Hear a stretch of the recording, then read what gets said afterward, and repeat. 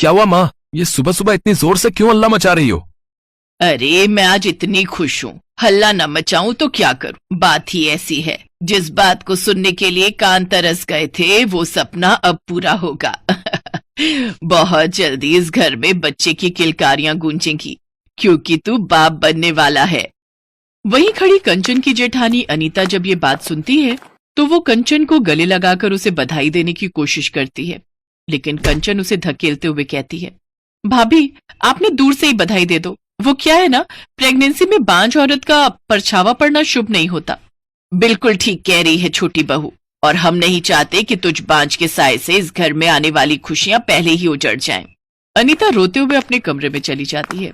शाम को जब उसका पति आलोक घर आता है तो वो अपने पति के करीब जाने की कोशिश करती है, लेकिन वो उसे पीछे करते हुए कहता है, तुम्हें कितनी बार कहा है मेरे करीब मत आया करो। तुम मेरे लिए मेरी पत्नी नहीं बल्कि गले का फंदा हो, जिसे मैं देखना भी पसंद नहीं करता। लेकिन क्यों, आखिर क्यों तुम मुझे पिछले 1 साल से ऐसे ही टाले जा रहे हो? शायद ही कोई सुहागिन मुझ जैसी अभागिन होगी जो शादीशुदा होते हुए भी आज तक कुंवारी है। आखिर क्यों तुम मुझसे दूर भागते हो? क्योंकि मेरी रग रग में कोई और है। ये सुनकर अनीता रोने लगती है। ऐसे कुछ दिन बीत जाते हैं। एक रोज आलोक कंचन के लिए गुलाब जामुन और आइसक्रीम लाकर देते हुए कहता है, ये लो कंचन, तुम्हें ये दोनों मिक्स करके खाना बहुत पसंद है ना?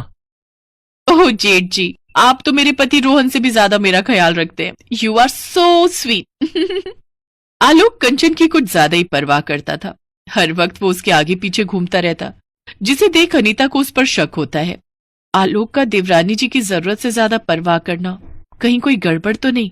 इस बात का पता मुझे लगाना ही होगा। इस बात की तह तक जाने के लिए अनीता अपने देवर रोहन के पास जाती है। जब से कंचन के मां बनने की खबर इस घर में फैली है, तब से देख रही हूँ देवर जी कि आपके चेहरे पर खुशी नहीं बल्कि एक अजीब ही चिंता की शिकन उभरी हुई है। क्योंकि भाभी, सच तो यह है कि यह खुशी मेरे हिस्से की है ही नहीं। डॉक्टर ने मुझे साफ कहा था कि मैं कभी बाप नहीं बन सकता। ये सुनकर अनीता चुपचाप वहां से चली जाती है। उसे उसका जवाब मिल गया था। इसका मतलब मेरी देवरानी ही मेरी सौतन है और उसके पेट में बच्चा मेरे पति का है।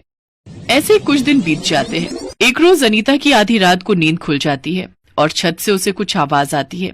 वो छत पर जाती है तो देखती है कि आलोक और कंचन एक दूसरे की बाहों में लिपटे हुए होते हैं।